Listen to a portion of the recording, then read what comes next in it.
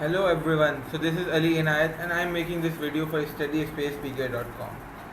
So we have already talked about the scarce resources and how these scarce resources are not have to be used efficiently in order to maximize our wants, right? But we have not talked about what are these scarce resources. So in economics, these scarce resources are divided into four categories, that is land, labor, capital and enterprise. Okay, Enter enterprise. So all our scarce resources are broadly categorized into land, labor, capital and enterprise. First of all, let's talk about land.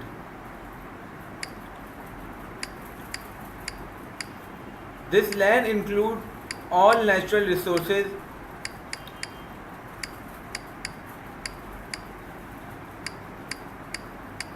be it the farming, be it the timber, be it anything. In fact, all the meatery, all the agricultural products, all the fishes that we catch in the ocean, in the river, all these come under land. So basically anything that is natural, that is a gift from God to human, will come under land. All resources, in fact the coal, the mining industries, all these come under land. The second resource that we'll talk about is the labor. Okay, and this labor include skilled labor as well as unskilled labor, right? So all human efforts come under labor, right? All these shopkeepers, all these call center workers, all these watchmen, in fact the CEO of the companies, the marketing heads, they all come under labor. So human skills and human worker come under labor, right? After labor comes capital. What is capital? Capital is all man-made resources. All these machineries, all these cars, roads, buildings, they all come under capital. Machinery, cars, buildings, and there is also called a thing called financial capital.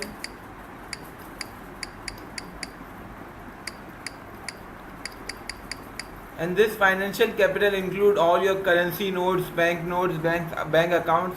But broadly in economics, we does not constitute this financial capital as part of the capital, right? In economics, the capital is only the resources that are man-made resources which are used for the production of goods and services, which will be used as a resource for the production of goods and services. And lastly is the enterprise. After capital, the last broad category is enterprise. So enterprise is the factor of production that bring together all other three factors of production and produces the output. For example, all the businesses, the businessman, the industrialist, who bring together all other three factors of production in order to produce the output, are called the entrepreneur, or are under the heading of enterprise. So basically all those people who bring together other factors of production are under this banner of enterprise. So the entrepreneur or the enterprise, he himself is also a factor of production, because he is bringing together all other factors of production and is efficiently using all other factors of production in order to produce output, in order to produce goods, in order to render services or provide services, right? So that's all for now for the factor of production. The factor of production are broadly categorized into four categories, that is land, labor, capital and enterprise. And now we come to the second part of this video, that is the circular flow or the circular flow diagram of the market. So basically there are two stakeholders in the market, namely households or consumers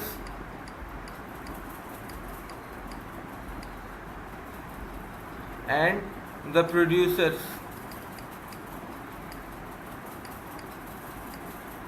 And there are two markets that cater these households and producers.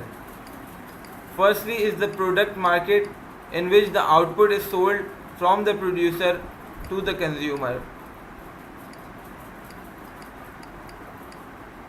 And the second is the resource market or the input market, where all the inputs, all the resources, all the labor, the capital, the land and the enterprise is provided by households to the producers. So basically the households provides the input through the resource market, and the producers then turn that input into the output and provide the output back to the consumer through the product market. So in return of these input, the households, they earn the income in form of rent, in form of interest, in form of wages, in form of profits, and in return of output, the households pay producer the price of the output for the price of the services or the goods or anything. So this is the two-stage circular flow diagram of the market, where only households and the producers are involved. Now there are also 3-stage and 4-stage market, where we introduce the government and where we introduce another countries with whom we trade. So I guess that's all for this video, and in the next videos I'll be talking about demand, supply and the market equilibrium. So I hope you find this video useful, and thank you very much for watching this video.